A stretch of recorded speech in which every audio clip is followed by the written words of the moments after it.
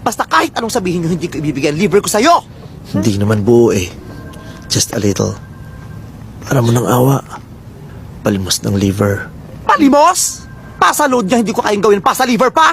How could you not give your liver to your own brother? How could you not care for all of us all these years? Your sister, your brother, and even your mother. Galing ng te ha. Straight English ha. Saan mo nakuha yun? Ay, ang binasa ko lang nakalagay sa script, nakalagay, Mark. Oh, may kulang ka pa pala. How could you? Sabihin mo, how could you? How could you? O ikaw, sasagutin mo yung how could you? So tell us, how do we convince you? Wala kayong dapat gawin. At wala na akong kailang ipaliwanag sa inyo. Hindi ko ipagkakait sa inyong inay. Dahil karapatan nyo yung bilang mga anak niya. Pero karapatan kong ipagdamot ang liver ko. English, please. My liver! Never!